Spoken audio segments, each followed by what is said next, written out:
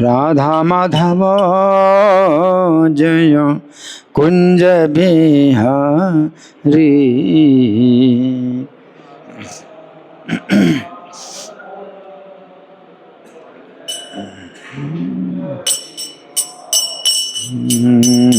जय राधा माधव जय कुंज बिहारी।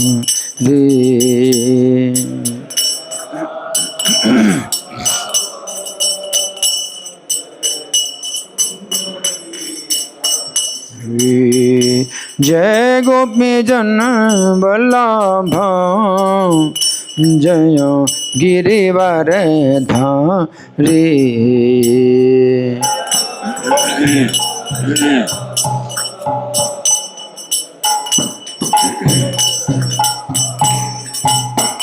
जय गोपी जन वल्लभ जय गिरिवर धारी।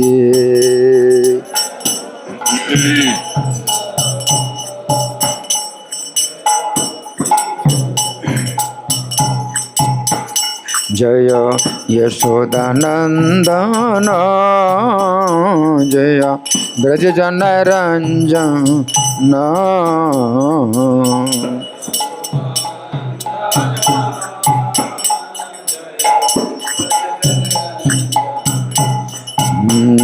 जय यशोदानंदन जय ब्रज जन रंजन।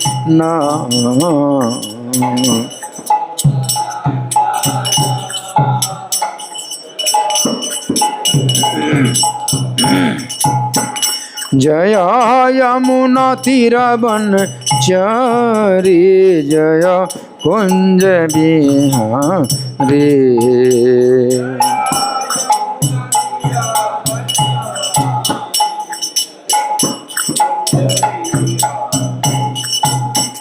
जय यमुना तीर बनचरी जय कुंज बिहारी।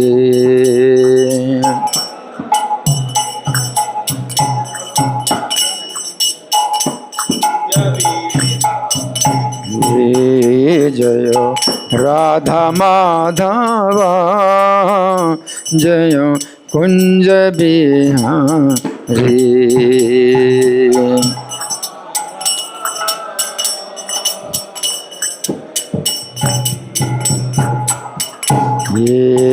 जय राधा माधव जय कुंज बिहारी।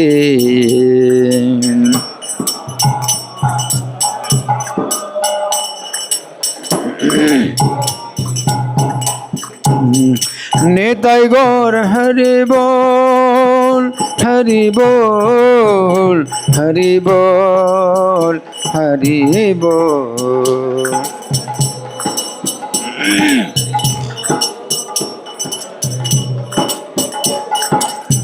जय प्रभुपदा प्रभुपदा प्रभुपदा प्रभुपदा।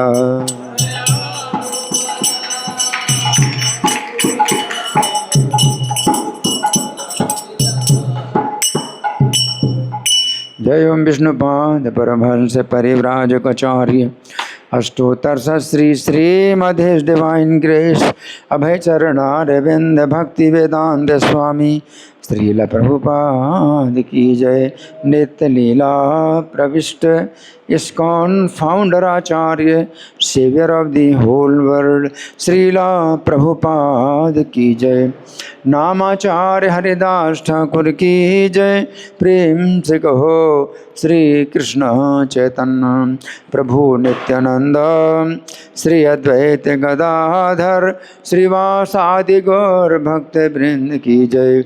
श्री श्री राधा श्री श्री रुक्मिणी द्वारकाधीश ललिता विशाखा गोप गोपिका श्याम कुंड राधा कुंड गिरि गोवर्धन की जय।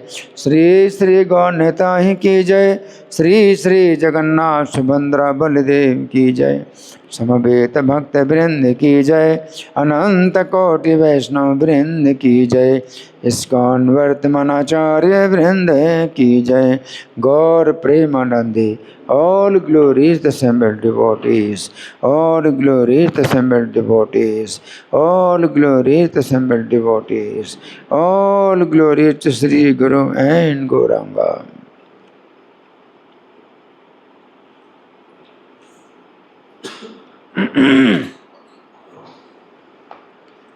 Om Namo Bhagavate Vasudevaya.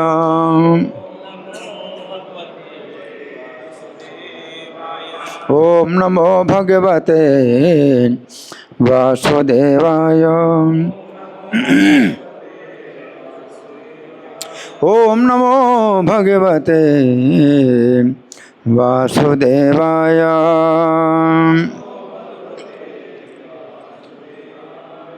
ग्रंथराज Shrimad Bhagavatam, चौथा स्कंद, अध्याय 8 और श्लोक संख्या कितना? 41। तो मेरे पीछे बोले, बोर्ड में है ना। धर्मार्थ काम मोक्षाख्य यच्छ्रेय आत्मनः एकम ये विहरेस्तत्र कारणं पादसेवनम्। धर्मार्थ काम मोक्षाख्य यच्छ्रेय आत्मनः एकम ह्येव हरेस्तत्र कारणं पादसेवनम्। बोलिए।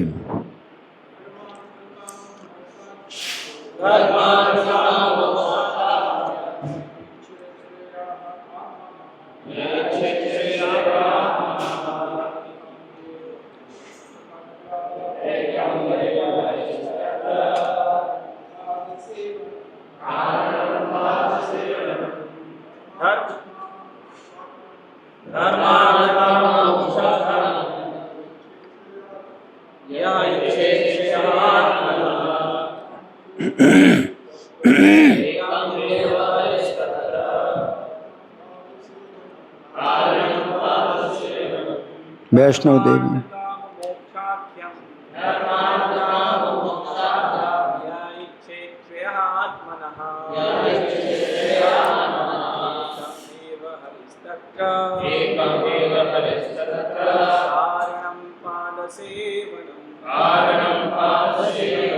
वैष्णव देवी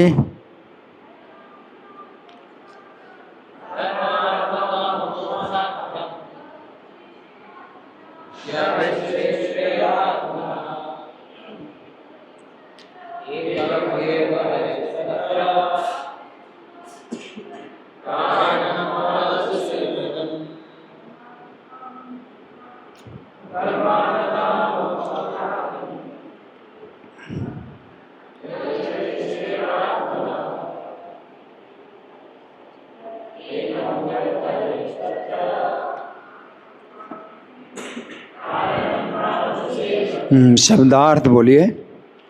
धर्म, अर्थ, काम, मोक्ष।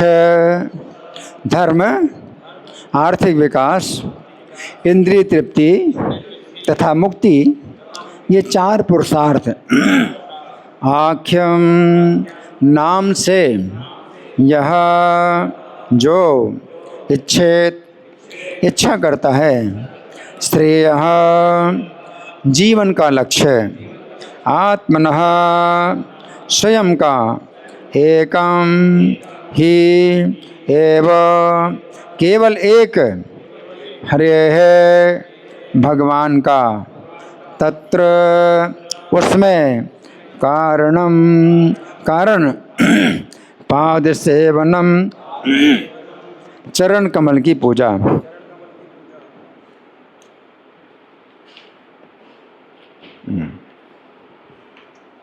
अनुवाद मेरे पीछे बोले। जो व्यक्ति धर्म, अर्थ, काम तथा मोक्ष इन 4 पुरुषार्थों की कामना करता है, उसे चाहिए कि पूर्ण पुरुषोत्तम भगवान की भक्ति में अपने आप को लगाए, क्योंकि उनके चरण कमलों की पूजा से इन सब की पूर्ति होती है। तो तात्पर्य पढ़ने से पहले समझेंगे कथा क्या चल रही है। कौन कह रहे हैं इस श्लोक को? नारद मुनि कह रहे हैं। किससे कह रहे हैं? ध्रुव महाराज से कह रहे हैं, है ना। तो क्या कह रहे हैं कि धर्मार्थ काम मोक्षाख्यम 4 पुरुषार्थ हैं, और क्रम से, ये इनका क्रम दूसरे प्रकार से नहीं होता। पहला धर्म, दूसरा अर्थ, तीसरा काम, चौथा मोक्ष।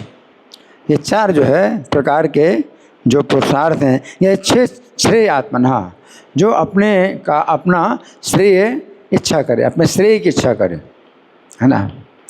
तो श्रेय, इसमें श्रेय शब्द भी लगाया नारद जी ने। तो श्रेय का मतलब ये है कि धर्म है, आप धर्म पाना चाहते हैं या अर्थ पाना चाहते हैं या काम या मोक्ष पाना चाहते हैं, लेकिन वो कैसा होना चाहिए? श्रेय होना चाहिए, प्रेय नहीं होना चाहिए। हाँ, श्रेय प्रेय 2 चीज़ें होती हैं ना। तो प्रेय का मतलब है कि हमें तुरंत कोई चीज़ प्राप्त हो जाए और बाद में फिर जो है वो उल्टा हो जाए, उसको प्रेय बोलते हैं। तो उसमें श्रेय का मतलब ये है कि सुरक्षा भी हो, साथ साथ धर्म हो और अर्थ हो, काम हो, मोक्ष हो, जो भी प्राप्त हो उनमें साथ साथ हमारी सुरक्षा भी हो, हमेशा के लिए सुरक्षा भी हो, तो श्रेय, है ना। तो जो बुद्धिमान व्यक्ति होता है वो कोई भी एक कामना करता है तो ऐसी कामना करता है कि जिसमें उसकी सुरक्षा भी हो और हमेशा के लिए सुरक्षा हो, और सुरक्षा पहले सुरक्षा हो ना, बाद में फिर कोई इच्छा पूरी हो। तो यहाँ पर जो है श्रेय शब्द का प्रयोग किया है। तो श्रेय शब्द का प्रयोग करके नारद जी कहते हैं जो बुद्धिमान है वो श्रेय चाहता है। श्रेय का मतलब सुरक्षा, है ना। कोई भी चीज़ है हमारे लिए फिर हानिकारक होगी, है ना। हम चाहते हैं कि हम ये खाना, वो पीना, ये सब, और उसमें जो है फिर क्या है कि आगे चल कर के फिर क्या होगा? दुष्परिणाम होगा। तो दुष्परिणाम किसी प्रकार का नहीं होना चाहिए, उसको बोलते श्रेय। ये अच्छे श्रेय आत्मना, श्रेय आत्मना, है ना। तो एकम हे हरि तत्र, यहाँ पर कहा गया कि एकमात्र कारण ये हरि के चरण कमल की सेवा ही एकमात्र कारण है सबका, सब प्रकार के श्रेय का एकमात्र कारण हरि के चरण कमल की सेवा है। एकमात्र उपाय है, एकमात्र उपाय है, और कोई दूसरा उपाय नहीं है। नान्य पंथा विद्यते अनाय, अन्य रास्ता नहीं है ना। जैसे कलो नास्तेव नास्तेव नास्तेव के तिर अन्यथा, अन्यथा गति नहीं है, नहीं है, नहीं है। तो यहाँ पर एक बताया है कि एकम, एकम कहा, फिर एवं एव भी कहा, एकम एव, एकमात्र उपाय क्या है? हरि के चरणों की सेवा, एकमात्र उपाय है। अब हम सुनेंगे प्रभुपाद तात्पर्य में क्या लिखते हैं। श्रील प्रभुपाद की जय। भगवत गीता में कहा गया है कि भगवान की अनुमति से ही देवता वरदान दे सकते हैं। अतः जब किसी देवता के लिए कोई यज्ञ किया जाता है तो यज्ञ का निरीक्षण करने के लिए नारायण शिला या सालग्राम शिला सामने रखी जाती है। वस्तुतः परमेश्वर की अनुमति के बिना देवता कोई वरदान नहीं दे सकते। अब ये तो हमें भी पता नहीं, इसमें प्रभुपाद बता रहे हैं कि किसी भी देवता का अगर यज्ञ किया जाता है कि भाई हमारी ये कामना पूरी करें, वो कामना पूरी करें, है ना। कभी वरुण देवता का यज्ञ करते हैं या इंद्र का यज्ञ करते हैं, तो इंद्र हमारी ये कामना पूरी करते हैं, वरुण देवता हमारी ये कामना पूरी करते हैं, है ना। तो इसमें क्या है? नारायण शिला या सालग्राम शिला रखी जाती है ना। किस लिए? यज्ञ का निरीक्षण करने के लिए, है। वस्तुतः परमेश्वर की अनुमति के बिना देवता कोई वरदान नहीं दे सकते। अतः नारद मुनि ने सलाह दी कि धर्म, अर्थ, काम तथा मोक्ष के लिए भी मनुष्य को भगवान की शरण ग्रहण करनी चाहिए, स्तुति करनी चाहिए और उनके चरण कमलों पर अपनी इच्छा की पूर्ति के लिए याचना करनी चाहिए। तो ये जो है मतलब विशेष हाँ, जो शिक्षा है ये हम लोग हमेशा नहीं समझ पाते, हमेशा नहीं समझ पाते। हाँ, तो कई बार यही कहा जाता है अगर भौतिक इच्छाएं हैं, हाँ, अगर भौतिक इच्छाएं हैं तो इस तरह से भक्ति नहीं करना चाहिए। अगर भौतिक इच्छाएं हैं आपको, आपके मन में, तो भक्ति नहीं करना चाहिए। भक्ति में भौतिक इच्छाएं नहीं होना चाहिए, ऐसा कहते हैं। भक्ति में भौतिक इच्छाएं, तो बड़ी निराशा की बात है। अब भौतिक इच्छाएं हैं तो हम क्या निकाल दें? भौतिक कहाँ से निकाल सकते हैं? भौतिक इच्छाएं अंदर भरी हुई हैं, तो भक्ति करो,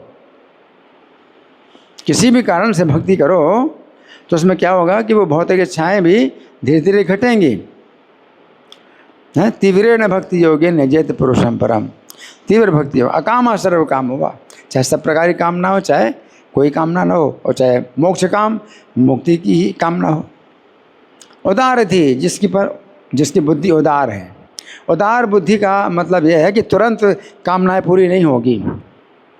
जैसे गीता में भगवान कहते क्षिप्रम ही मानुषे लोके सिद्धिर्भवति कर्मजा। देवताओं की पूजा से तुरंत ही सिद्धि प्राप्त होती है, नहीं वर प्राप्त हो जाता है। कांक्षन्तः कर्मणाम सिद्धिम यजन्ते है देवता। देवताओं की जो है पूजा करते हैं कर्म की सिद्धि प्राप्त करने के लिए। कर्म की सिद्धि का मतलब इच्छित कामना की पूर्ति के लिए। तो क्षिप्रम ही मानो, क्षिप्रम, और इसी जीवन में ही देवता लोग दे देंगे वरदान, है ना। लेकिन भगवान क्या करते हैं? भगवान देखेंगे कि आपकी इच्छा कितनी पूरी करें, कितनी पूरी ना करें, हैं, और कब पूरी करें, कब पूरी ना करें, ताकि आपकी सुरक्षा हो, श्रेय। देवता लोग तो हाँ आपको देते हैं प्रिय, हैं, देवता लोग देते हैं प्रिय, हैं। जैसे कोई दुकानदार है तो दुकानदार को बच्चा जो है पैसा देता है, मुझे चाकू चाहिए, तो चाकू दे देगा, है ना। और बाद में वो अपने चाकू जो है अपने शरीर में उसको मार लेगा, उसको तो कुछ है ज्ञान है ही नहीं, सही तरीके से चाकू पकड़ने का भी उसको आता नहीं है, तो दुकानदार की कोई जिम्मेदारी नहीं, है ना। लेकिन पिता उसे अगर चाकू मांगेगा बच्चा, तो पिता जो है कितनी बार पूछेगा क्यों चाहिए, क्या करोगे, है ना। तो कई तरीके से घुमा घुमा करके वो जो चाकू देगा या नहीं देगा चाकू, लेकिन यही सोचेगा कि कैसे सुरक्षा हो कि चाकू से कोई दुर्घटना ना हो जाए, है ना। तो यही अंतर है। इसलिए भगवान गीता के 7वें अध्याय के 20वें श्लोक में कहते हैं काम तैते ज्ञाना प्रपद्यन्ते न देवता। अन्य देवताओं की शरण लेते हैं, तो कामनाओं के द्वारा ज्ञान हरण हो जाता है। ज्ञान हरण हो जाता है का मतलब है ये कामना मेरी तुरंत पूरी होनी चाहिए, और मैं कुछ नहीं जानता, चाहे जो कुछ भी हो जाए। ये कामना मेरी तुरंत पूरी होना चाहिए। अब भोजन है, मुझे खाना चाहिए, इसमें जहर क्यों ना मिला हो, लेकिन स्वादिष्ट लगता है, मुझे खाना है। हाँ, तो ज्ञान का हरण हो गया ना। ज्ञान हरण हो गया कि दूर का देख नहीं पाता, वो तुरंत का जो है चाहिए कि तुरंत मुझको इंद्रिय तृप्ति चाहिए, तुरंत मुझे सुख चाहिए। तो जो ज्ञान है जिसमें कि हम दूर का देखते हैं, वो जीव के अंदर जो है रजोगुण के कारण, तमोगुण के कारण वो ज्ञान होता ही नहीं कि वो दूर का देखे। तो भगवान कहते हैं कि इनका ज्ञान हरण हो गया है, तो अन्य देवताओं की शरण लेते हैं, है ना। लेकिन अगर आप उदार हैं, तो गीता में भगवान कहते हैं उदार। किसको कहते हैं उदार? उदारा सर्व एव एते ज्ञानी त्वात्म विमता। उदारा है, ये सब उदार है। आर्तो जिज्ञासु अर्थार्थी ज्ञानी।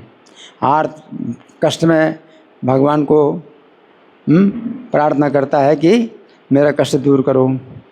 आर्तो जिज्ञासु, और अर्थार्थी है, जिज्ञासु है, अर्थार्थी है कि मुझे ये धन चाहिए या ये वस्तु चाहिए, कोई भी वो अर्थ उसी को बोलते हैं। तो वो करता तो है लेकिन उदार है। उदारता यही है उसकी कि उसका संकट अगर दूर ना भी हो और उसकी इच्छा पूरी ना भी हो, तो भी वो भगवान का भजन नहीं छोड़ता, क्योंकि भगवान तो सुरक्षा देंगे आखिरकार। जैसे बच्चा है तो माँ से मांगता है कि मुझे चाकू चाहिए, मुझे ये चाहिए, वो चाहिए, और माँ नहीं देती है, हैं? तो बच्चा रोता है, लेकिन माँ को छोड़ के कहाँ जाएगा कि माँ के अलावा और कौन सुरक्षा देगा उसको? तो वो उदार है, जो भगवान को अपने माँ की तरह समझे कि माँ जो है रक्षा तो वही करेगी हर प्रकार की। हाँ, कितने प्रकार के संकट है मैं जानता भी नहीं, और माँ जो है हर प्रकार के संकट से रक्षा करेगी। तो बाकी जो है कोई मेरी इच्छा पूरी करें या ना करें, या कब करें कब ना करें, लेकिन श्रेय तो वही देगी। हाँ, तो यहाँ पर ऊपर लिख रहे हैं कि नारद मुनि ने सलाह दी कि धर्म अर्थ काम तथा मोक्ष के लिए भी मनुष्य को भगवान की शरण ग्रहण करनी चाहिए, स्तुति करनी चाहिए, उनके चरण कमलों पर अपनी इच्छा की पूर्ति के लिए याचना करनी चाहिए। याचना करो, याचना करो कि मेरी इच्छा, लेकिन उदारता ये होनी चाहिए कि अगर नहीं करोगे तो भी मैं क्या कर सकता हूँ, तुम्हारी जो इच्छा। मारे कृष्ण राखेगे, राखे कृष्ण मारेगे। अगर आप मुझे मारोगे तो कौन रक्षा करेगा, और मेरी रक्षा करोगे तो कौन मार सकता है? तो इसके लिए भी तैयार रहना चाहिए कि भगवान इच्छा पूरी करें या ना करें, मुझे क्या करना है, उनका भजन तो करना ही। याचना करो भगवान के चरणों से, इच्छा पूरी कर दो, इच्छा पूरी कर दो, करो याचना। तो उससे होगा क्या, आपकी इच्छाएं मिटेंगी। रजोगुण तमोगुण से आप सतोगुण में आएंगे तो चित्त की प्रसन्नता आएगी। जो भौतिक इच्छाएं हैं वो घटेंगी, है ना। तो यहाँ पर प्रभुपाद लिख रहे हैं, यही वास्तविक बुद्धिमानी है। बुद्धिमान पुरुष कभी भी देवताओं से कुछ भी मांगने नहीं जाता, वो सीधे भगवान के पास जाता है जो समस्त वरदानों के कारण स्वरूप है ना। एक तरीका ये भी है कि हम भगवान की भक्ति करते हैं बिना किसी कामना के, और देवताओं का भजन करते हैं इस कामना की पूर्ति के लिए। एक तरीका ये भी है कि कुछ अगर भौतिक चीज़ें मांगना है तो देवता की पूजा करते हैं, और भगवान से कुछ नहीं मांगना है भगवान की भक्ति करते हैं। यह भी एक तरीका ये भी है, लेकिन सबसे अच्छा तरीका क्या है कि भगवान से ही इच्छा हो ना इच्छा हो, है ना, भगवान का भजन करो। और भौतिक कामना के कारण ही जो है, अगर तीव्र भजन अगर हो रहा है कि हाँ मेरी इच्छा पूरी करो, तो वो भी जो है अच्छा कारण बन गया भजन करने का। अगर भौतिक कामना नहीं है तो आप भजन कर रहे हैं तो वो तीव्र भजन नहीं होता। कई बार वो तीव्र भजन नहीं होता कि आपकी इच्छा कोई है ही नहीं, कामना है ही नहीं, तो भगवान का भजन करते हैं और नहीं भी करते हैं। अगर कामना होती है तो तीव्र भजन करते हैं भगवान का, तो कामना के कारण जो है वो तीव्र भजन अगर हो रहा है तो वो भी अच्छा है। या विपत्ति के कारण, कुंती महारानी कहती है विपदा संतुता शाश्वत, विपत्ति के कारण हम भगवान का तीव्र भजन करते हैं, तो वो भी अच्छा है कि विपत्ति आए। तो कुंती महारानी कहती है विपत्तियाँ आए, हम वैसे भगवान का तीव्र भजन नहीं करते। विपत्ति में लगता है कि हाँ अब तो भजन करना चाहिए, रक्षा करो, मेरी रक्षा करो। तो इसमें कोई दोष नहीं है, इसमें कोई दोष नहीं है, ये भी गुण है। और भगवान क्या कहते हैं, उदारता है कि वो किसी कारण से वो मेरा भजन तो करते हैं। तो उनकी उदारता यही है कि मैं अगर नहीं करूँगा इच्छा पूरी तो वो मुझे छोड़ के देवताओं के पास नहीं जाएगा। और जो कृपण होते हैं, उदार का उल्टा कृपण होते हैं, तो कृपण है जिनका ज्ञान हरण हो गया है, तो कृष्ण तो बेकार हैं, कृष्ण नहीं करने वाले कुछ भी, हैं। फिर चलो इंद्र की पूजा करो, हाँ वरुण की पूजा करो, हाँ अग्निदेव की पूजा करो। तो कृपण और उदार दो शब्द होते हैं, उदार। और भागवत में भी उदार ही कहा है, हाँ अकामा सर्व काम मोक्ष काम उदार थी तीव्र न भक्ति। उदार बुद्धि वाला है, उदार बुद्धि वाला जो है ये भी सोचता है कि अगर नहीं करेंगे इच्छा पूरी तो भी मैं क्या कर सकता हूँ। और इच्छा पूरी जो है करो मेरी, या मेरा संकट दूर करो। तो अभी तो हम लोग क्या प्रार्थना करते हैं, यदि आप चाहें, इफ़ यू सो डिज़ायर, ये तो हम प्रार्थना करते हैं। लेकिन व्यक्तिगत प्रार्थना ऐसी भी हो सकती है कि मेरी तुरंत रक्षा करो, जैसे द्रौपदी ने कहा तुरंत मेरी रक्षा करो। फिर ये नहीं कि यदि आप चाहें, इफ़ यू सो डिज़ायर। मंदिर निर्माण के लिए हम कहते हैं अब यदि आप चाहें, करते हैं आप लोग प्रार्थना इस मंदिर के निर्माण के लिए? शुरू नहीं किया अभी तक प्रार्थना? हाँ, तो निर्माण हो रहा है, अच्छा निर्माण कार्य हो रहा है, प्रार्थना करने की जरूरत नहीं है। तो कोई भी संकट हो तो हम प्रार्थना कर सकते हैं, इफ़ यू सो डिज़ायर, है। लेकिन जब ऐसा संकट हो कि हमें व्यक्तिगत रूप से हम जो है उसको सहन नहीं कर सकते और रुक भी नहीं सकते कि 1 मिनट के बाद करो, तुरंत मेरी रक्षा करो। अब द्रौपदी ने जब कहा तो ये थोड़ी कहा कि 1 मिनट के बाद रक्षा करोगे या करेंगे रक्षा, अवश्य रक्षा करेंगे, ये कोई बात हुई? तुरंत रक्षा करो, 1 सेकंड भी नहीं लगना चाहिए, तुरंत रक्षा करो।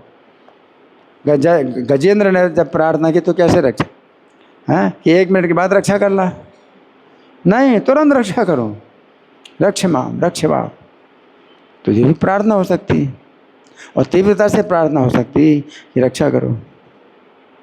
हैं, बहुत कष्ट है, कोई बहुत बड़ा संकट है, बहुत बड़ा भय है ना? हैं, तो कृष्ण कृष्ण महाबाहो, है ना? इस तरह से ब्रजवासी भी जो है प्रार्थना करते हैं, कृष्ण कृष्ण। तो 2 बार कृष्ण कृष्ण बोला, इसका मतलब है कि अब विलम्ब करने की ज़रूरत नहीं है, तुरंत रक्षा करो, बहुत बड़ा संकट है ना? तो यहाँ पर प्रभुपाद लिख रहे हैं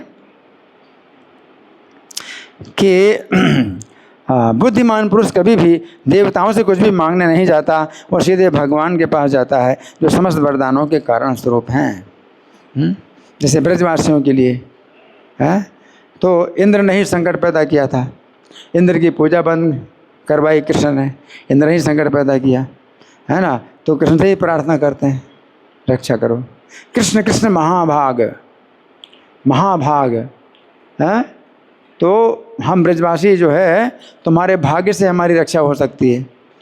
अगर कृष्ण नहीं रक्षा करेंगे या कृष्ण रक्षा नहीं कर सकते, अपना जो है छोटे से वो बालक हैं, निर्बल मानते हैं कृष्ण को कि निर्बल बालक हैं, है ना? भाग्य उनका बड़ा बलवान है, तो तुम्हारा भाग्य बहुत बलवान है, अपने भाग्य से हमारी रक्षा कर लो। हमारा भाग्य नहीं है, लेकिन तुम्हारा भाग्य जो है, तुम्हारे भाग्य से हमारी रक्षा हो जाए।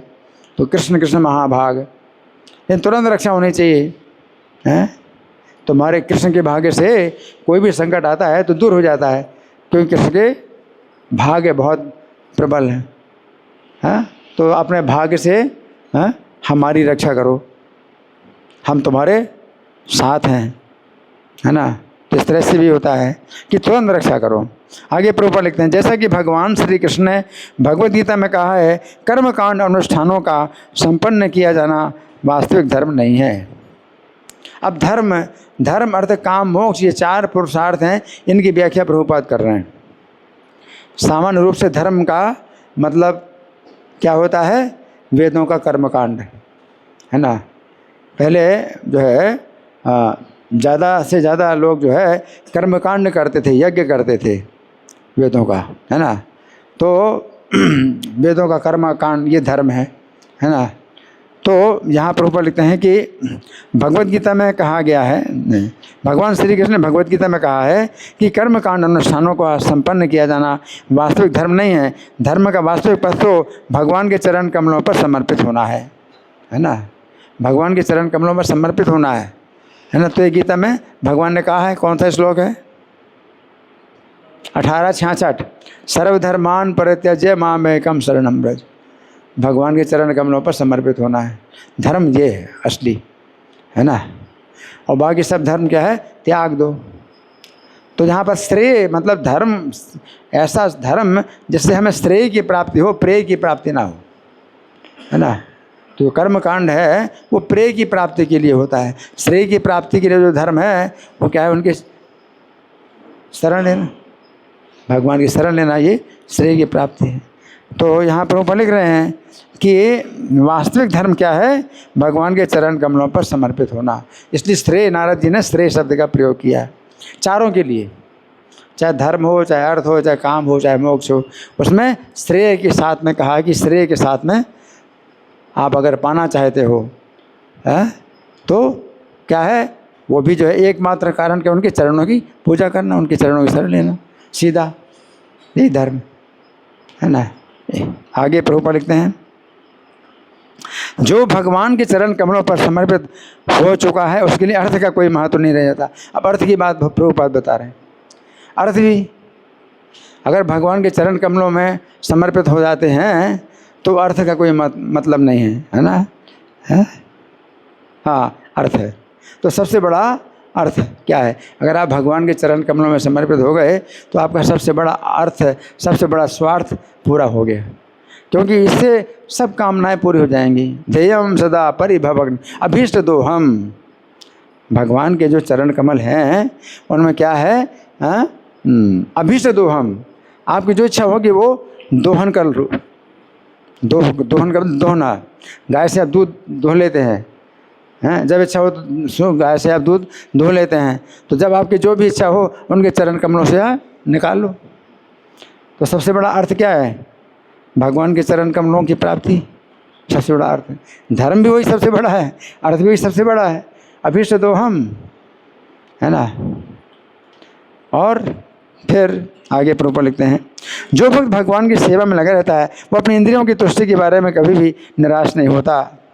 यदि वो अपनी इंद्रियों की तुष्टि चाहता है तो श्री कृष्ण वो भी इच्छा पूरी करते हैं, वो भी इच्छा पूरी करते हैं। जो इंद्रियों की तुष्टि है वो भी इच्छा पूरी करते हैं। लेकिन कृष्ण जब इच्छा पूरी करेंगे, आपकी इंद्रियों की तुष्टि की इच्छा पूरी करेंगे तो उसके साथ में क्या? सुरक्षा भी प्रदान करेंगे, सुरक्षा भी प्रदान करेंगे। अब आप जो है स्वर्ग जाएंगे, वहाँ पर इंद्रिय तृप्ति करेंगे तो क्या होगा? इंद्रिय तृप्ति करेंगे तो वहाँ पर अपने पुण्य को छीन करके और फिर नीचे आएंगे, नीचे गिरेंगे। तो ये कौन सा श्रेय हुआ? वैसे तो स्वर्ग को भी श्रेय कहा जाता है तुलना से। अगर तुलना में आप देखें हैं भाई, इस संसार में मान लो आप स्त्री को भोगते हैं, है ना, तो आप सोचते हैं कि भाई बहुत बड़ा हमें जो है सुख मिल गया। स्त्री के द्वारा कितने आपको कष्ट मिलेंगे और कितनी परेशानियां में आएंगी और शरीर में भी कितनी बाधाएं आएंगी, है ना। लेकिन स्वर्ग में अगर आप जाते हैं तो आपको ऐसा शरीर मिलता है कि आप जो है असीमित, आप इंद्रिय तृप्ति करो और शरीर में कोई बाधा नहीं आएगी। तो इस तुलना में कि भौतिक संसार में जो आप इंद्रिय तृप्ति करते हैं, भोग प्राप्त करते हैं, उसकी तुलना में स्वर्ग का जो भोग है वो श्रेय है, वो श्रेय है। क्योंकि इसमें आप भोगों की क्षमता होती है, भोगने की शक्ति होती है। आपकी भोगने की शक्ति है ही नहीं है। यहाँ पर भोग आपको मिल जाएंगे तो भोग ही आपको भोग लेंगे और पश्चादंत शरीर रोगा, और शरीर में रोग पैदा होंगे। तो ये भौतिक संसार में जो भोगों की प्राप्ति है तो उसकी तुलना में स्वर्ग में भोगों की प्राप्ति श्रेय है। परंतु स्वर्ग में भी श्रेय, भोगों की प्राप्ति श्रेय नहीं है अगर तुलना करें भगवान के चरण की सेवा से। क्यों? क्योंकि स्वर्ग में क्या होगा? तेतम भुक्त्वा स्वर्ग लोकम विशालम क्षीण है पुण्य मर्त्य लोकम में से। पुण्य क्षीण होंगे और मर्त्य लोक में वापस आएंगे। और आपके पुण्य जो बहुत तेज़ी से क्षीण होते हैं। जहाँ आप अप्सराओं का भोग करते हैं और अलग अलग अप्सराएं जो है बहुत ज़्यादा पुण्य खत्म कर देंगे।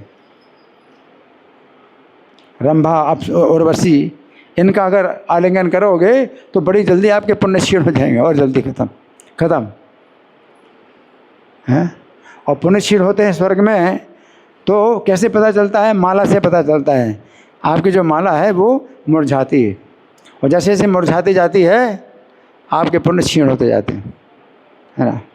तो वो जो है स्वर्ग भी अगर भगवान के चरणों की तुलना करें तो कोई इसमें जो है श्रेय नहीं है। श्रेय वो है भगवान के धाम में भी स्त्रियाँ हैं, भगवान के धाम में भी स्त्री, है ना। और वहाँ पर स्त्री जो है अपने साथ हमेशा एक स्त्री रहती है और उसके साथ जो है भगवान की भक्ति, भगवान की चर्चा करते हैं। वो असली सुख है। स्त्री के साथ जो है असली सुख प्राप्त करते हैं कि वो कृष्ण को केंद्र बना करके एक दूसरे को कृष्ण का जो है वर्णन करते हैं। असली सुख है। और इसमें पुण्य क्षीण होते नहीं हैं, वहाँ पर हमेशा रहेंगे और हमेशा वो सुख प्राप्त करेंगे। शारीरिक सुख का जो है आकर्षण ही नहीं होता। कृष्ण को केंद्र मान करके वो जो है उनकी जो है चर्चा सुनते हैं और सुनाते हैं। तो वो जीवन जो है सबसे बढ़िया भोग का जीवन, वो श्रेय है, असली श्रेय है। इस भौतिक संसार में आप भोग भोगते हैं, उससे बड़ा श्रेय है स्वर्ग में भोग। और स्वर्ग में भी जो है भोग भोगते हैं, वो भी श्रेय नहीं है, परम श्रेय नहीं है, क्योंकि आप गिरेंगे नीचे। और वैकुंठ में जो श्रेय में मिलेगा उसमें आपको कभी भी गिरना नहीं होगा, कभी भी आप जो है उससे क्या है कि गिरेंगे नहीं, है ना। तो यहाँ पर प्रभुपाद लिख रहे हैं कि भगवान जो है वो भी इच्छा पूरी करते हैं, श्री कृष्ण वो भी इच्छा पूरी करते हैं। जहाँ तक मुक्ति का प्रश्न है, कोई भी भक्त जो भगवान की सेवा में पूर्णतः अनुरक्त है वो पहले से मुक्त रहता है, अतः अलग से मोक्ष की कोई आवश्यकता नहीं है। तो धर्म अर्थ काम मोक्ष चारों की चर्चा प्रभुपाद यहाँ कर रहे हैं। तो मोक्ष की भी चर्चा है। तो मोक्ष भी क्या होता है, कोई व्यक्ति मोक्ष की प्राप्ति कर ले, है ना। तो एक श्लोक आया ना, ये न्यरविंदाक्ष विमुक्ति मानिनस तो ये भावत अभिशुद्ध बुद्धिया, कि बड़े कष्ट से बड़े परिश्रम से मान लो उन्होंने मुक्ति प्राप्त कर ली, परंतु उस मुक्ति के पद पर वो जो है भगवान के चरणों में उनकी जो है भावना नहीं है, सेवा की भावना नहीं है। तो बड़े कष्ट से उस परम पद में पहुंच करके भी और पतन त्यधो अनादित विस्मृत गया, आपके चरण कमलों का आदर ना करने के कारण नीचे गिर जाएंगे। तो मुक्ति से भी नीचे गिर जाओगे, तो मुक्ति से भी नीचे गिर जाएंगे। तो वो मुक्ति भी श्रेय नहीं है। वैसे मुक्ति बड़ा श्रेय है, क्योंकि जन्म मरण के बंधन से आप छूट गए। यहाँ संसार में जन्म मरण का तो आपको मुक्ति मिल गई तो बहुत बड़ी बात है। जैसे जेल से आप छूट गए तो बहुत बड़ी बात है कि आप जेल से छूट गए, जेल से बाहर निकल गए, है ना। लेकिन आपको सही काम नहीं मिला तो फिर से गलत काम करोगे, जेब काटोगे और फिर से जेल के अंदर आओगे। इसी प्रकार से भगवान के चरणों की सेवा नहीं करोगे, मुक्ति के पद में भगवान के चरणों का आदर नहीं करोगे तो नीचे गिरोगे, फिर से बंधन में आ जाओगे। तो मुक्ति भी जो है श्रेय नहीं है ना। इसलिए नारद जी ने चारों जो शब्द बोले हैं, धर्म अर्थ काम मोक्ष, चारों में के साथ में क्या बोला, श्रेय आत्मना, अपना श्रेय भी हो, साथ अपना श्रेय भी हो, कल्याण हो। तो यहाँ प्रभुपाद लिख रहे हैं कि अलग से मोक्ष की कोई आवश्यकता नहीं। अगर भगवान के चरणों की सेवा मिल गई तो इस भौतिक संसार में भी आप रहते हैं और जन्म मरण में भी आप बने रहें तो भी आपको जन्म मरण का कष्ट नहीं होता। जैसे जेल के अंदर भी राजा का कर्मचारी अगर मान लो जेल के अंदर रह जाए, सरकारी कर्मचारी, तो उसको जेल के अंदर भी वही सब सुविधाएं मिलेंगी जो जेल के बाहर में, कुछ अंतर नहीं। उसी प्रकार से अगर भगवान की भक्ति प्राप्त हो गई, भगवान के चरणों की सेवा प्राप्त हो गई, तो इसके भौतिक संसार में रहते हुए और जन्म मरण में भी आप जो है रहते हैं। मम जन्मनि जन्मनि ईश्वरे भवतात भक्ति रहे तो गे रही है, तो ये भक्ति, तो जन्म मरण का कष्ट नहीं होगा आपको, क्योंकि तीन गुण आपको बांधेंगे नहीं। जो भौतिक प्रकृति तीन गुण हैं ये जीव को शरीर से बांधते हैं, तो उन्हीं जीवों को बांधते जो भगवान के चरणों से विमुख। सत्वम रजस तमिति गुणा प्रकृति संभवा, प्रकृति से उत्पन्न जो तीन गुण हैं, सत्वगुण रजोगुण तमोगुण, है निबध्नन्ति महाबाहो देहे देहिनमभ्यम। तो वो जो है अविनाशी जीव को इस अनित्य शरीर से बांध देते हैं और बंध जाता है ना। इसलिए उसको जन्म मरण बुढ़ापा बीमारी का कष्ट भोगना पड़ता है, जबकि शरीर में होता है जन्म मरण बुढ़ापा बीमारी, जीव में तो नहीं होता। लेकिन बंधा है शरीर से इसलिए कष्ट भोग रहा है। इस तीनों गुणों से नहीं बंधा है तो शरीर में रहते हुए भी गुणान एतान अतीत त्रीन देहि देह समद्भवान, तीन गुणों से अतीत होने के कारण देह से जो उत्पन्न है जन्म मृत्यु जरा दुख खैर, जन्म मरण बुढ़ापा और बीमारी के दुखों से विमुक्तो अमृतम अश्नुते, तो मुक्त रहता है वो, इन दुखों से मुक्त रहता है। जन्म मरण बुढ़ापा शरीर में होता रहता है लेकिन दुख उसको नहीं होता है, क्योंकि वो बंधा नहीं शरीर से। तीन गुणों से बंधा नहीं है, शरीर से बंधा नहीं। तीन गुण ही शरीर से बांधते हैं, तीन गुणों से नहीं बंधा। तो चैतन्य महाप्रभु क्या कहते हैं, मम जन्मनि जन्मनि ईश्वरे भवतात भक्ति रहे तो फिर मुक्ति पाने की कोई ज़रूरत नहीं, कि वैकुंठ में जानने की भी ज़रूरत नहीं है। आप वैकुंठ में रहो चाहे यहाँ रहो, अंतर कुछ अंतर नहीं। भगवान के चरणों की सेवा में अगर लगे हैं तो चाहे वैकुंठ में रहो चाहे यहाँ रहो, कोई अंतर नहीं। जो जेल के अंदर बंदी है तो उसके लिए बहुत अंतर है कि जेल के बाहर रहना, जेल के अंदर रहना। लेकिन जो भगवान के चरणों की सेवा करने वाला है तो जेल के अंदर रहने और जेल के बाहर रहने में कोई अंतर नहीं। तो इसलिए प्रभुपाद कहे वो पहले से ही मुक्त है। हाँ, कैसे मुक्त है? तीन गुणों से मुक्त है वो। तीन गुणों से मुक्त है तो जन्म मरण अगर होता भी शरीर में तो वो दुखों से मुक्त रहता है, दुख से मुक्त रहता है। वो हर समय जो है मरण काल तक वो जो है भगवान के चरणों का चिंतन करता है। चरणों ते वो कैसा है? दिव्य वा भुवि वा ममास्तु वासो, चाहे मेरा वास चाहे स्वर्ग में हो और चाहे पृथ्वी में हो, नरके वा चाहे नरक में हो, नरकांतक प्रकामम अवधूरित शारदार विंदो चरणों ते मरणे भी चिंत्यामि। आपके चरण को मरण काल तक चिंतन कर रहा हूँ बस। अब मेरा वास चाहे नरक में हो चाहे स्वर्ग में हो चाहे पृथ्वी में हो, कोई अंतर नहीं। तो मुक्ति है। नरक में रहते हुए भी वो मुक्त है, उससे कोई कष्ट होता ही नहीं। अगर नरक की यातनाएं भी मिलेंगी तो उसके लिए कुछ अंतर नहीं पड़ता। कुंभी पाक नरक में डाल दिया जाए उसको, तब खौलते हुए तेल में डाल दिया जाए तो शरीर तो नष्ट नहीं होता, लेकिन कष्ट होता है जीवात्मा को। लेकिन उसको कहाँ कष्ट होने वाला है? शरीर से बंधा नहीं वो। तो यहाँ पर प्रभुपाद ये लिख रहे हैं, अलग से मोक्ष की कोई आवश्यकता नहीं, वो मुक्त ही है। एक श्लोक भी है ना, इहा यश हरे दास से कर्मणा मनसा गिरा निखिला व्यवस्थासु जीवन मुक्ता स उचिते। कर्म और कर्मणा मनसा गिरा, कर्म से, मन से और वाणी से, यानी शरीर मन और वाणी से जिसकी भगवान के प्रति सेवा की भावना है तो हर अवस्था में वो जीवन मुक्त कहलाता है। हर अवस्था में वो जीवन मुक्ति कहलाता है। तो मुक्ति की अलग से कोई आवश्यकता नहीं कि हमें मुक्ति मिल जाए। जेल के अंदर भी आप रहते हैं तो भी आपको जेल के अंदर जो है आप बंधे नहीं हैं, जेल में भी आप जो है बिल्कुल मुक्त रहते हैं।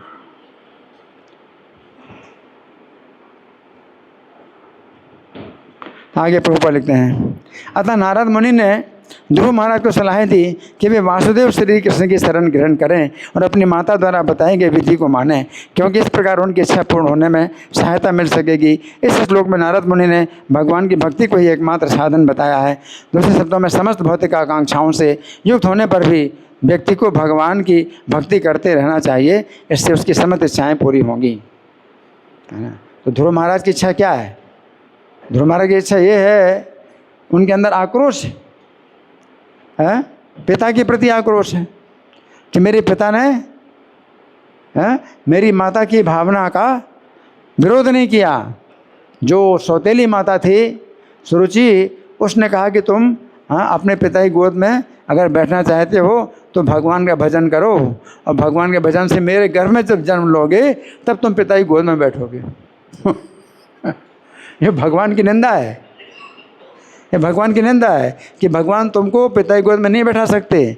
अगर तुम भगवान को प्रसन्न करोगे तो भगवान इतना करेंगे कि मेरी कोख से जन्म देंगे और गर्भवास का कष्ट भी भोगोगे खूब, और फिर जो है जन्म का कष्ट भोगोगे और फिर पिता की गोद में बैठोगे तो क्या लाभ हुआ?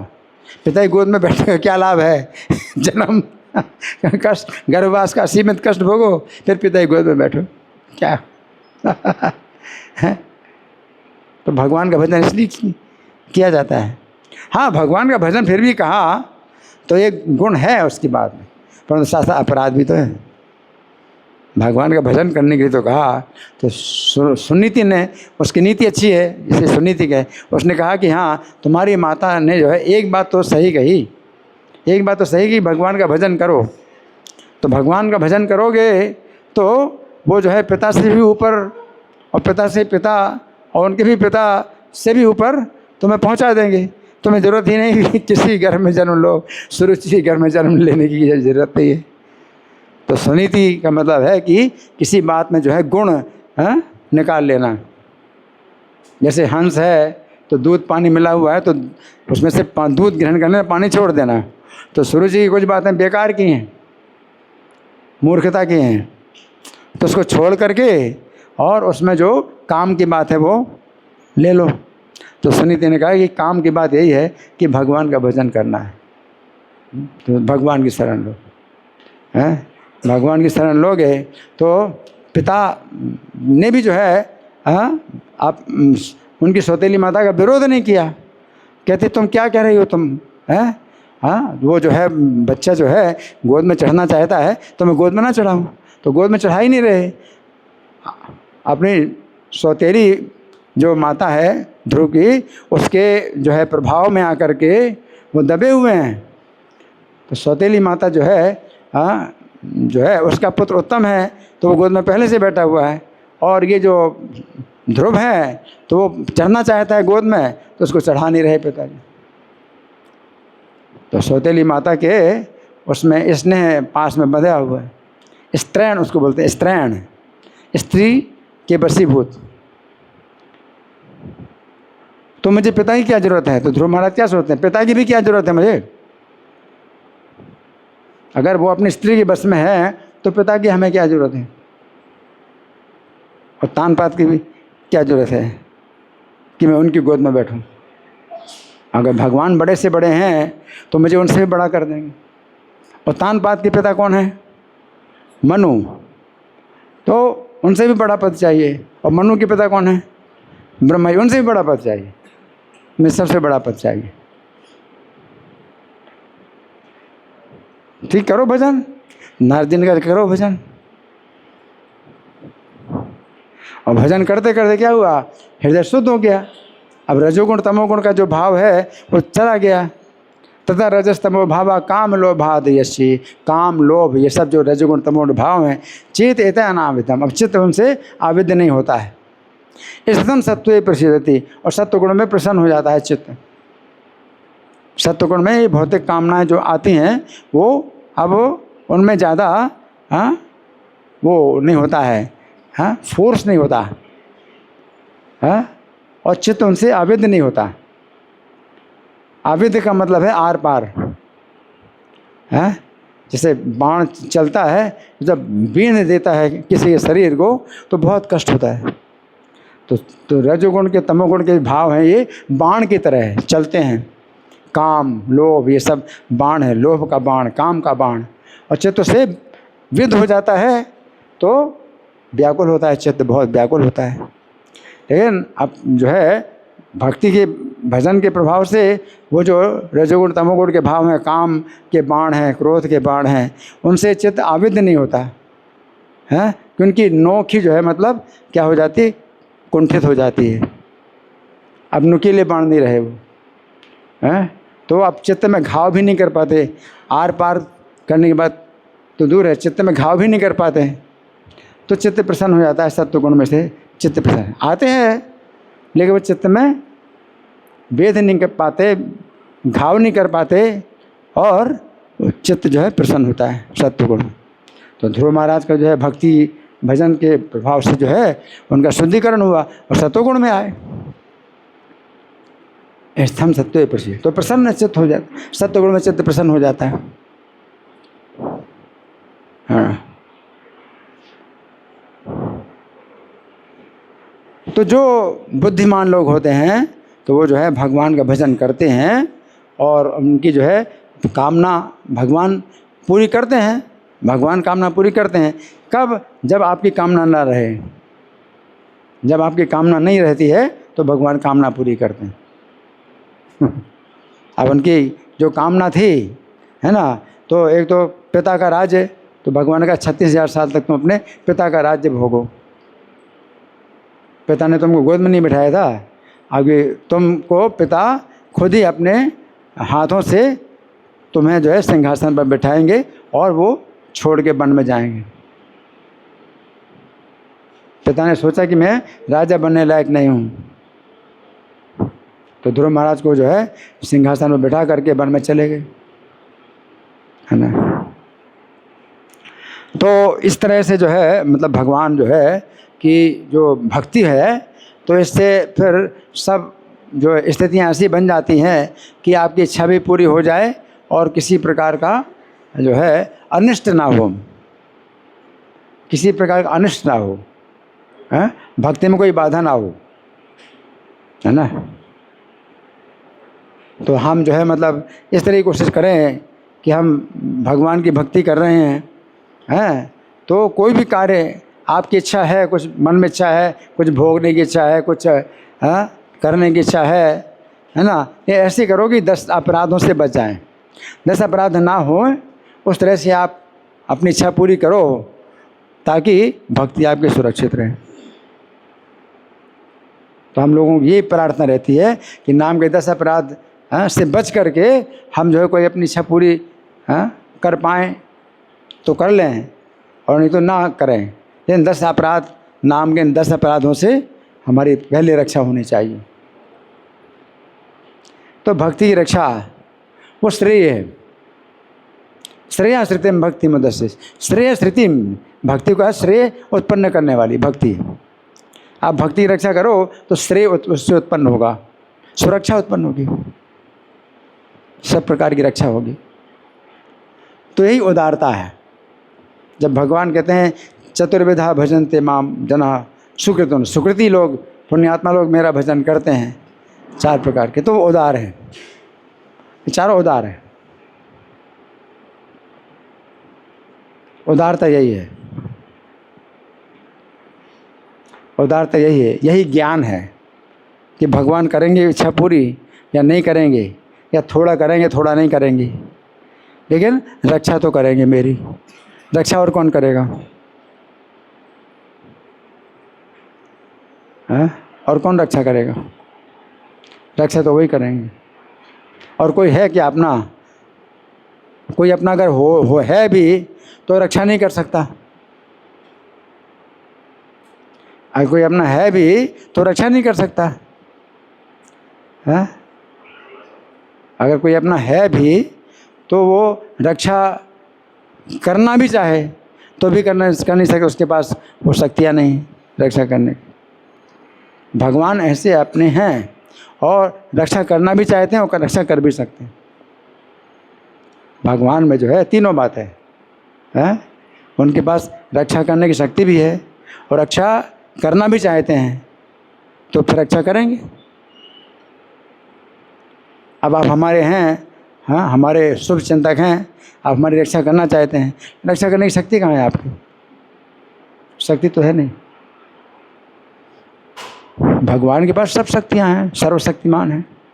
वो यह सुहृदम सर्वभूतानां, सब प्राणियों के सुहृद हैं, तब शांति मिलेगी आपको। भगवान सर्वशक्तिमान है, और सुहृद भी हैं। सुहृद माने हितैषी हैं। भगवान हमारी शुभ चिंतक भी हैं, तो शांति मिलेगी। ठीक है ना जी। तो एक तात्पर्य हो गया पूरा, पूरा पढ़ दिया है। अब इसका हिंदी पद्यानुवाद में पढ़ के सुना रहा हूँ। जो भी जीव अपने लिए अभिलाषा करे पुरुषार्थ की, जो भी जीव अपने लिए अभिलाषा करे पुरुषार्थ की, धर्म अर्थ और काम की और मोक्ष रूप परमार्थ की, धर्म अर्थ और काम की और मोक्ष रूप परमार्थ की, इन सब की प्राप्ति हेतु बस एक उपाय ही वह करे, इन सब की प्राप्ति हेतु बस एक उपाय ही वह करे, श्री हरि के चरण कमल ही अहर निष्ठोर सेवा करे, श्री हरि के चरण कमल ही अहर निष्ठोर सेवा करे। ये जो है हरि बोल। तो नारद जी हमारे गुरुओं के गुरु हैं, हमारा जो ब्रह्म संप्रदाय है उसमें दूसरे नंबर के गुरु ब्रह्मा जी के बाद नारद जी हैं, वही हमें दे रहे हैं। इससे बढ़ कर के और क्या शिक्षा हो सकती है? ठीक है ना जी। तो हमारे पास कुछ समय है, आप लोगों के साथ में कुछ चर्चा, कोई मंथन, कोई प्रश्न, या मैं प्रश्न करूं? जी।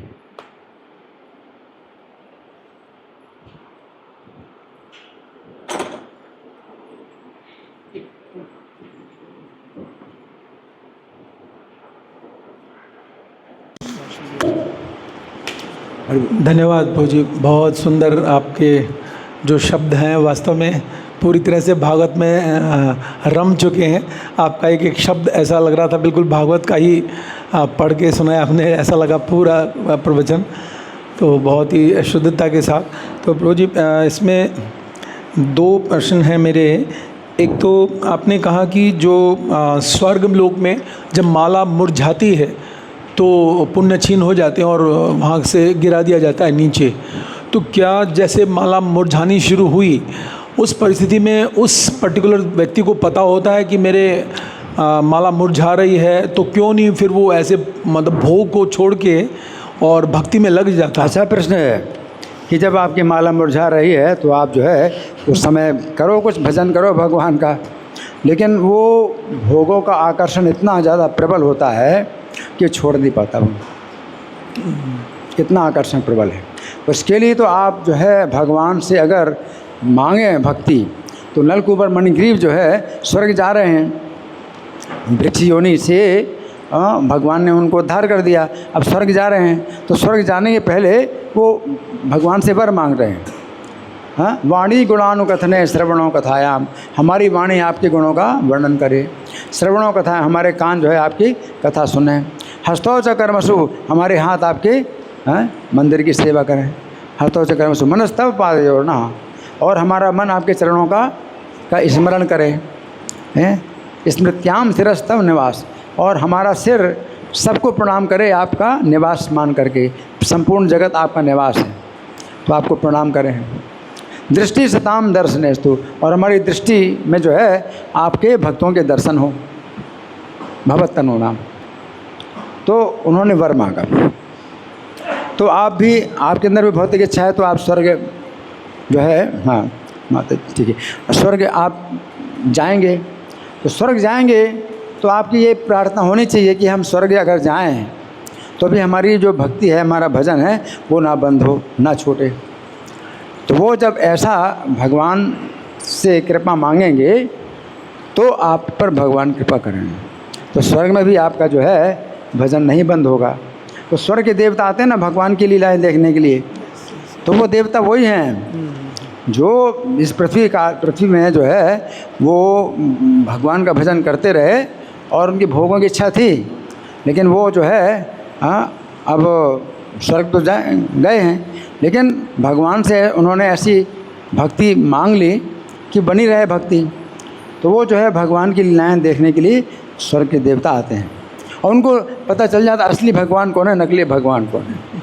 तो नकली भगवान वो तो ज़्यादा अपने को प्रसिद्ध करते हैं, असली भगवान अपने को छिपाते भी हैं। लेकिन जो स्वर्ग के देवता हैं असली भगवान को समझ लेते हैं, असली भगवान कहाँ है, वो उनका दर्शन करने आते हैं और उनके दर्शन करते हैं, लीलाएँ देखते हैं।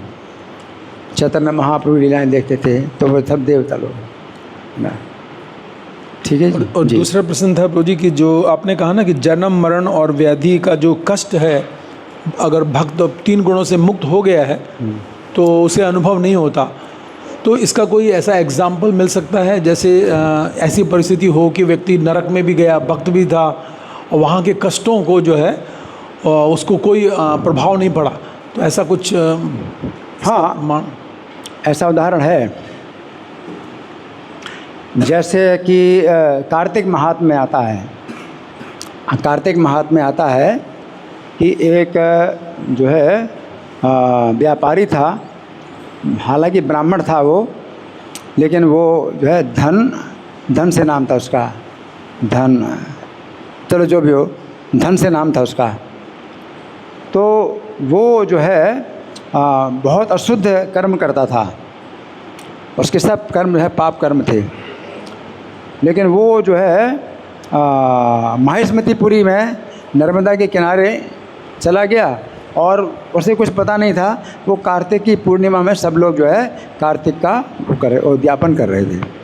तो कोई जो है भगवान की पूजा कर रहा है, कोई भगवान का कीर्तन कर रहा है, कोई भजन कर रहा है, कोई कई प्रकार के कार्य कर रहा है। तो उसने पहली बार देखा था तो सबको देखता था वो, तो बड़े आश्चर्य से देखते कि ये भी ऐसा भी क्या होता है, ऐसा ये कर रहे हैं, सबकी क्रियाओं को देखता था। धर्मदत्त नहीं, धर्म से नाम तो है, धर्मदत्त नहीं है, ये धर्म नहीं है, धन से है, धन से। हाँ है धनेश्वर, शायद धनेश्वर हो। तो और वहीं पर जो है उसके कर्मों के अनुसार सांप ने पैर में काटा और गिर गया, सांप ने पैर में काटा और गिर गया। अब जो है वो क्या हुआ कि यमदूत उसको लेने के लिए आए, इसके तो बहुत पाप थे, और यमदूत जो है उसको लेके नरक में गए और उसको जो है यमराज ने उसको आदेश दिया कि इसको कुंभी पाक नरक में डाल दो। तो तपे हुए तेल में उसको जो है डाल दिया गया। अब तपे हुए तेल में डाल दिया गया तो उससे कुछ कष्ट नहीं हो रहा है। अब वो जो है सब यमदूत होते हैं, इसको कष्ट नहीं हो रहा, क्या बात है। तो आग तो जो है प्रलय काल की आग लग रही है और तेल के नीचे है ना, और तेल भी एकदम खौल रहा है और इसको जो है कोई कष्ट नहीं हो रहा, क्या बात है। तो यमराज भी आए देखने के लिए, तो बड़े परेशान हो गए। उस समय नारद जी आ गए, आप क्या परेशान कैसे हैं? तो बोले इसको जो है क्या धनेश्वर, इसको जो है उसमें डाला है तपे हुए तेल में, और इसको जो है कोई कष्ट नहीं हो रहा है, तो तड़प नहीं रहा है, चिल्ला भी नहीं रहा है, कुछ भी नहीं हो रहा है। तो नारद जी बोले कि देखो ऐसा है कि इसने जो है कार्तिक के जो उद्यापन कर रहे थे लोग व्रत की समाप्ति के दिन, तो लोग जो है पूजा पाठ कर रहे थे, तो ये जो है उन सबको देख रहा था और देखने से ही उनके पुण्य का छठा अंश इसको मिल गया। अब ये जो है नरक में रहने के लायक नहीं है, नो मोर क्वालिफिकेशन, टोटली अनक्वालिफाइड, अभी नरक में रहने के योग्य नहीं है, हैं। तो फिर जो है यमराज जी विचार करते हैं, भाई ये सूक्ष्म कर्म की बातें हैं जो कि उनके खाते में नहीं लिखी जाती, यमराज के खाते में ये बातें नहीं लिखी जाती, लेकिन ऐसा होता है ना। तो आप आरती का दर्शन करते हैं तो आपको आरती करने का तो अधिकार नहीं है, ये हम आरती का दर्शन करते हैं तो छठा हिस्सा आपको आरती का मिल जाता है, मंगल आरती है ना। तो जो पुजारी आरती करता है तो आप तो आरती करने को आपको जो है योग्य नहीं आप, लेकिन दर्शन करते हैं तो छठा अंश मिल जाता है आरती का। तो इस तरह से भक्तों को देखते हुए भी कि ये सुन रहे हैं, कथा सुन रहे हैं, ये क्या कर रहे हैं, ये कीर्तन कर रहे हैं, ये क्या ऐसे कर रहे हैं, कीर्तन कर रहे हैं, तो उनको जो है उसी में ही मतलब बड़ा आश्चर्य होता है, विस्मय होता है, तो वो भी जो है छठा हिस्सा ले लेते हैं। तो इस तरह से है, ठीक है। अच्छा माता जी बोलिए।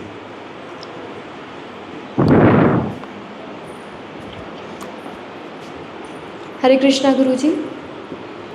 गुरुजी मेरा सवाल ये है, प्रभु जी बोलो, गुरु जी ने। प्रभु जी मेरा सवाल ये है कि जब इस मृत्यु लोक में हमारे सारे कर्मों का फल मिलना है, अगर हम बुरा कर रहे हैं तो हमें मृत्यु से पहले ही उसका फल मिल जाएगा, हम अच्छा कर रहे हैं तो उसका फल हमें यहीं मिल जाएगा, तो फिर मृत्यु के पश्चात स्वर्ग और नरक का क्या मतलब? नहीं, ये ऐसा नहीं है। इस जीवन काल में आपने जो कर्म किए तो वो सब जो है नोट किए जाते हैं, आपको पिछले जीवन का कुछ मिल रहा है, इस जीवन का भी कुछ है। जैसे एक कथा मैं कई बार सुना चुका हूँ और हमेशा मैं सुनाता रहता हूँ इस कथा को, कि एक व्यक्ति था जो कि भजन करता था भगवान का, और जो है सबके साथ में अच्छा सदाचारी मतलब भजन करता था, तो उसको हमेशा कष्ट मिलता है और उसको जो है गरीबी का भी कष्ट मिल रहा है, और उसके साथ में एक दूसरा है जो बड़ा दुष्ट है और झूठ भी बोलता है, सबको तंग करता है, और वो बड़ा सुखी रहता है। तो हमेशा चिढ़ाता है कि तू जो है इतना भजन करता है तो उसको तो कष्ट ही कष्ट मिल रहा है, और देख मैं क्या करता हूँ, सब उल्टे काम करता हूँ और मुझे कितना सुख मिल रहा है। तो बेचारा बड़ा दुखी हो जाता और दुखी हो जाता है।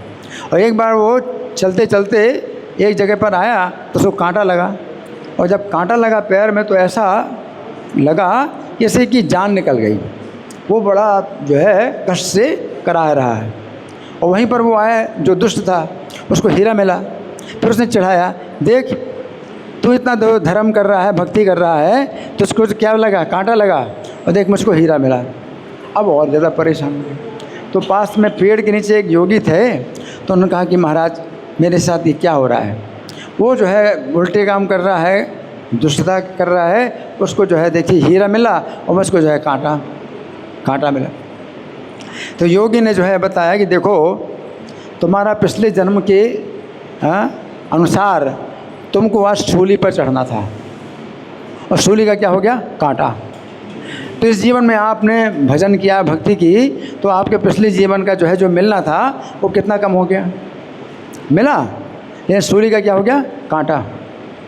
और ये व्यक्ति जो है मतलब हमेशा उल्टे काम करता है और अपराध करता है वैष्णवों का, इसको आज के दिन बनना था राजा, पिछले जन्म के पुण्य से इसको राजा बनना था। इसको क्या मिला, हीरा।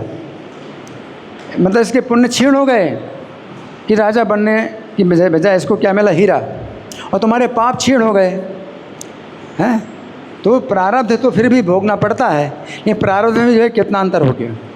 संचित कर्म तो जितने हैं सब खत्म, करोड़ों जन्मों के संचित कर्म हैं आपके, जो कि उसका एक स्टोरेज है करोड़ों जन्मों की, वो तो भगवान सब खत्म कर देते हैं। जो प्रारब्ध है जो निश्चित हो चुका है आपका, उसमें भी भगवान ने कितना कम कर दिया। आप भजन कर रहे हैं तो प्रारब्ध के अनुसार आपको सूली पर चढ़ना तो क्या लगा, कांटा लगा है। और जो व्यक्ति जो है अपने पहले के बहुत उसने पुण्य किए थे हैं, उसको राजा बनना था, लेकिन अभी अपराध करता है और जो है पाप करता है, तो उसको क्या मिला, क्या मिला माता जी, क्या मिला उसको, नहीं सुन रहे, हीरा मिला। कहाँ राजा बनना, कहाँ हीरा मिलना, कुछ भी नहीं है, हीरा मिलना। आपने सुना ध्यान से, नहीं सुना, सुना ध्यान से, जिससे सब प्रश्न का उत्तर मिल जाता है। ठीक है ना जी, आपका प्रश्न।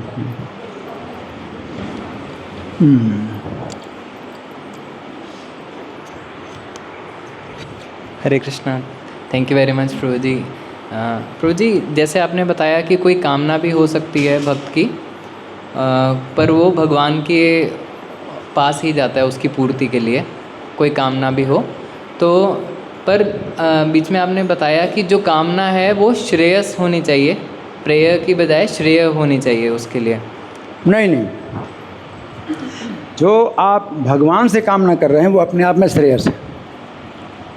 आप तो भगवान के ऊपर छोड़ रहे हैं कि आप मेरी कामना पूरी करो, और भगवान आपके श्रेयस की चिंता करते हैं। आपकी चिंता केवल यही कि भगवान से मुझे लेना है, तो यही सबसे बड़ा आपका श्रेयस है। तो भगवान फिर ऐसे करेंगे कि आपका जो है अनिष्ट ना हो और किस प्रकार से आपकी रक्षा हो और आपकी कामना पूरी हो जाए। नहीं तो इस जीवन में तो अगले जीवन में वो कामना पूरी करेंगे, लेकिन आपके जो है कल्याण की रक्षा करते हुए भगवान आपकी इच्छा पूरी करें। जी थैंक यू प्रभु जी। आपका प्रश्न, अच्छा आपका, फिर आपका। हरे कृष्ण प्रभु जी, एक जिज्ञासा थी। स्वर्ग लोक में प्रभु जी हम सुनते हैं कि संतान होती नहीं है, बट ऐसा भी सुनते हैं कि इंद्र की संतान है और कुबेर की भी संतान है, तो इसको कैसे? अच्छा प्रश्न है। देखिए स्वर्ग में जो है दो प्रकार के देवता होते हैं। एक तो देवता होते हैं जो सृष्टि का संचालन करने वाले हैं, ये देवता सृष्टि का संचालन करने वाले हैं, तो इनके जो है संतान भी होते हैं, उनके परिवार भी होते हैं, वो सृष्टि का संचालन करते हैं और उनका समय भी एक मनवंतर तक का होता है। उनका जो जीवन काल एक मनवंतर तक का होता है। एक मनवंतर 30 करोड़ साल के करीब होता है। और दूसरे देवता होते हैं जो कि हम हैं, आप हैं, तो स्वर्ग पाने की इच्छा है या स्वर्ग पाने की इच्छा नहीं है, लेकिन भोगों की इच्छा है, तो अपने पुण्यों के अनुसार जो है हम स्वर्ग जाएंगे और वहाँ भोगेंगे। तो वहाँ पर जन्म नहीं होता आपका, आपको इसी जीवन से शरीर छोड़ने के बाद ही आपको देवता का शरीर मिल जाता है और विमान में बैठ करके आप देवलोक जाते हैं। और वहाँ पर आपका पुण्य जो है कब क्षीण हो जाएगा कुछ पता नहीं है। आपने कौन सी अप्सरा का आलिंगन कर लिया कि एक ही दिन में सब पुण्य खत्म हो जाएं, कितना चलेगा। और वो आप गिरेंगे, वो आप गिरेंगे वहाँ से, तो स्वर्ग से जब आप गिरेंगे तो आपके जो है बाल बिखरे होंगे और सिर नीचे रहेगा, पैर ऊपर रहेंगे, और आप जो है बादलों में आएंगे, फिर बादलों से वर्षा के रूप में जो है आप पृथ्वी पर आएंगे, और पृथ्वी पर अन्न के दाने में आप पहुंचेंगे। फिर वो अन्न का दाना वही व्यक्ति खाएगा जिसके घर में आपको जन्म लेना है, तो उसके वीर इसके द्वारा आप माता के घर में पहुंचेंगे। इस तरह से स्वर्ग से गिरना होता है, ठीक है ना। और जो देवता लोग होते हैं उनका जो है जीवन काल एक मनवंतर, तो उनका बदलाव अदला बदली होती है जब मनवंतर बदलता है, ठीक है। धन्यवाद। आपका प्रश्न है? हाँ प्रभु, अंतिम प्रश्न है। हरे कृष्ण। हरे कृष्ण। हरे कृष्ण। कर लेना आप लोग। हाँ बोलो। हरे कृष्ण। हरे कृष्ण। हाँ जी बोलो। हरे कृष्णा। आपने बताया था कि एक श्रेयस और प्रेयस बताया था कि अगर आपकी इच्छा हो तो आप देवताओं के पास जाओ। एक ये भी एक एग्जाम्पल आपने दिया था कि अगर आपकी इच्छा है तो आप देवताओं के पास श्रेयस प्रेयस के लिए जाओ और भगवान के लिए श्रेयस के पास जाओ। तो क्या श्रेयस और प्रेयस एक साथ पैरेलल चल सकते हैं क्या? श्रेयस और प्रेयस तो वही चीज़ है, एक ही चीज़ है। हाँ, आपकी इच्छा जो पूरी होगी, लेकिन श्रेयस के साथ इच्छा पूरी होगी आपकी, तो उसमें आपकी सुरक्षा भी होगी, तो भगवान वो सुरक्षा करेंगे। तो आपकी इच्छा वो कुछ पूरी हो कुछ पूरी ना हो, तो भगवान तो सब कामनाएं पूरी करेंगे ही, है ना। तो आपके पिछले जन्म में कोई इच्छा थी, इस जीवन में वो भगवान पूरी कर रहे हैं, लेकिन इस तरह से पूरी कर रहे हैं कि आप उसका दुरुपयोग ना करें। तो वो जो देवता लोग करते हैं वो प्रेयस देते हैं, तुरंत इच्छा पूरी कर देते हैं, तो तुरंत इच्छा पूरी कर देते हैं, और उसका जो है फिर कितना बुरा परिणाम होगा वो आप जानो। असुर लोग जो है देवताओं की पूजा करते हैं, भाई तुरंत हमारी इच्छा पूरी हो जाए। जैसे बृकासुर था, उसने इच्छा पूरी करने के लिए किससे पूछा था? नारद जी से पूछा था कि कौन ऐसा देवता है जो जल्दी प्रसन्न हो जाए, जल्दी इच्छा पूरी कर दे। ठीक है, तो शिव जी के पास जाओ, है ना। तो शिव जी से फिर उसने वर मांगा, जिसके सिर में हाथ रखूँ वो मर जाए। मिल गया वरदान। अब वो क्या सोचने लगा, क्या सोचने लगा कि सबसे पहले कैंडिडेट इन्हीं के ऊपर मैं परीक्षा करूं और गौरी को हथिया लूँ, पार्वती को हथिया लूँ, और शिव जी को भागना पड़ रहा है ना। तो फिर भगवान शिव जी की रक्षा के लिए फिर भगवान आए, तो भागवत में ब्रह्मचारी के रूप में आए, है ना। और उसको ऐसे मतलब बहकाया कि तुमने क्या विश्वास कर लिया शिव की वरदान पर। शिव का वरदान कभी झूठ सच्चा होता है क्या? अगर है कुछ परीक्षा करना तो अपने सिर में करो, रख लो, हाथ रख के परीक्षा कर लो, है ना। और सिर में हाथ रखा तो क्या हुआ, वो अपने वरदान का कोई भी लाभ नहीं उठा पाया, वो खुद ही अपना उसने विनाश किया। क्या ये है? ठीक है ना। धन्यवाद। ग्रंथराज श्रीमद् भागवतम की जय, श्रील प्रभुपाद की जय। हरे कृष्ण। हरे कृष्णा। तो प्रभु जी का हम धन्यवाद करेंगे। प्रभु जी जो अनुवाद को कविताबद्ध करके सुनाते हैं वो बिल्कुल अद्भुत होता है, उससे याद भी हो जाता है हमें। सो आइए हम सब मिलकर प्रभु जी का धन्यवाद करते हैं बाय चैंटिंग हरे कृष्णा कृष्णा कृष्णा हरे हरे, हरे राम राम राम हरे हरे। हिज ग्रेस जीता मित्र प्रभु की, जगत गुरु श्री